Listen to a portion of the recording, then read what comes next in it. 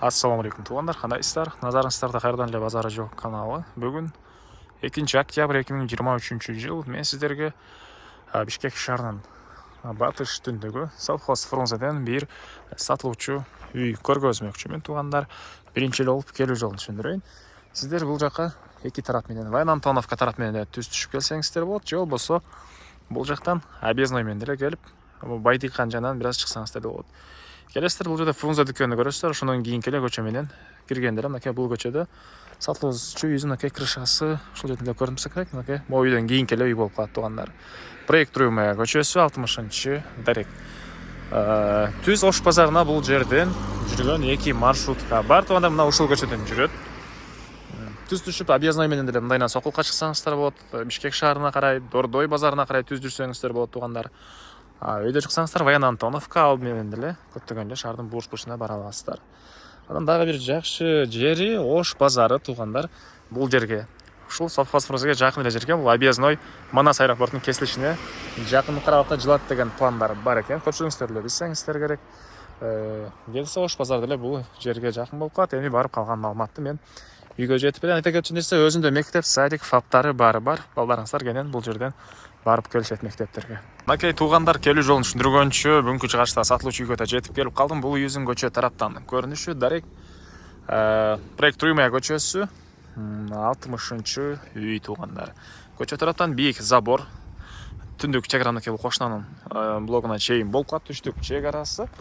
Бул үйдөн кийин арты тарабында 1,5 метр аралык бар экен туугандар. Окей. Бул жака чейин. Жернат 8 соток, кызыл китеп, чек паспорт, домовая книжка, бардык документтер ээсинин колунда бар жайында алсаңыздар эле сразу өткөрүп берем дейт. Темирден болгон дарбазасы и электр энергиясы бар, суусу бар экен. Интернетте тартылган бар туугандар. Жанакы мынакей центральный көчөдөн кийинки эле көчө болуп калат туугандар. Анан видеонун башында айткандай, жакын каракта бул жерге жакын жерде Объездной жана Манас аэропортунун чоң жолдун кесилишине Ош базары жылдырып аткан учуру. Негизинен эгер Ош базары келсе, Ош базарына деле жакын аралыкта болуп калат үйүбүз туугандар. Мынакей жолдор орто кеңейтилген райондун көрүнүшү. Мынакей бул короосу. Бул жакта 12,5 8,5 болгон үйүбүз. Стенасы толук түрдө кирпич, тышкы тараптан жылууланган, анын тышкы тарабынан текстура чачылып тур туугандар. Ал тарабга мондай шалгал төшөлгөн. Бул жакта септиги, тегеренте забор. Могу жерге чейин туугандар 12,5 8,5. Мынакей могу жерге чейин. Ары жакка чейин да 4 метрге 8,5 болгон прихожка менен летний кухня кошулган туугандар. Жалпысынан эсептесек, андан да ошондой где-то 17ге 8,5 болуп калат туугандар. Андан нары бул заборду сиздер ойлобаңыздар, участок менен чыгыш чек арасы деп туугандар. Жер аянты 8 соток, андан ары жагы деле ушул үй ээсине караштуу. Мынакей бул жагында жаш алма, өрүк бактары, стяжка болгон фундамент мондай бир помещенияга, үйдүн тышкы тарабындагы ажатканасы, анан эң эле чыгыш чек арасында бул заборлорго чейин болуп калат чек аралар. Сиздерге биринчи болуп үйдүн ички тарабын көргөзөйүн, андан соң короосун ачып да калган маалыматтарды бир чекеден берем. Мынакей бул үйүздүн тышкы тарабынан көрүнүш. Так. Эми кирип калган маалыматты бир чекеден берейин туугандар. Окей. Киргенде мондай прихожка. Потолок пластик. Бул жерден түз кирсек летний кухня. Ракайндан отылып чыгарып тур, кухонный мебелдер туугандар. Бул жакта отопление котел жайгашкан бөлмө. Отопление котел жайгашып тур бул жагында. И оң тарапта туугандар мынакей прихожкасы.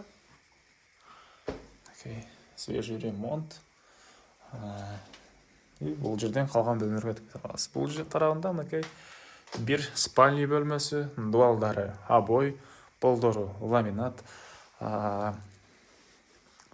отопление батареялары орнотулган туугандар. Мынакей и андан ары бул жагында душ, ажатканасы, ракайын орнотулуп чыгарылган. Так. Анан бул жакта эмне дейсиз, холлбу же ушундай чоң бир бөлмө. Түндүк тараптан терезелер катарынан туугандар, долдар, обой, отоплениянын батареялары, полдору ламинат. Бул жерден түз кирсек бир бөлмө. Окей.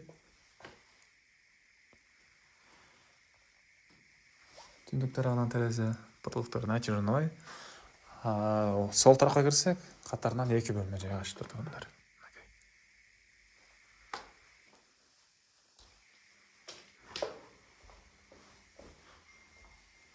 Батыш тарабынан терезе, көрүп турганыңыздардай ремонт. Окей. Дагы эмне маалыматы?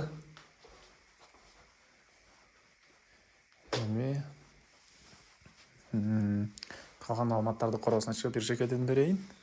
Мен Харли сатылуучу үйдүн короосундамын туугандар. Окей. Бул үйдүн түндүк тарабынан көрүнүшү. Киргенде оң тарабында навеси бар, ал жөнүндө да айттык. Бул жагынан кенен көйлө машина баткандай жер. Навес коюп коесуздарбы же бул жагына дагы ондайдан хозпостройка саласыздарбы? Негизинен жер деле 8 соток, дагы төрүндө бош жер бар. Бул жагына деле хозпостройкаларды салсаңыздар болот туугандар. Дагы эмне маалыматы? Суусуна үйдүн ички тарабынан да, сырткы тарабынан да чыгарылган. Бул жакта деле мондай бош жерлери. Так. Документтер боюнча айттык. Бул жактарда жаш, бактар, забор. Мал менен алекелендегендер болсо, мал менен алекелensеңиздер болот. Себеп тегерек четте бул жакта полялар бар туугандар. Сокулдун мал базарына деле обеза менен түз чыксаңыздар деле бат эле бара аласыздар. Бул жактан пригород тарап бат эле бара аласыздар туугандар. Так, баасы бул үйдүн $41,000 сурап атыптыр үй ээлери. Анан дагы сүйлөшүү болот. Ээсинин номерин экранга эсиктел деп калтырам. Звонок кылып сүйлөшүп көрүңүздөр, сүйлөшүүлөр болот. Анан достор менен, группалар менен бул видеону сиздер бөлүшсөңүздөр, мага бул үй ээсине чоң жардам берген болосуздар. Анда эмесе мен сиздер менен коштошом. Кийинки чыгарышка чейин туугандар, саламатта калыңыздар.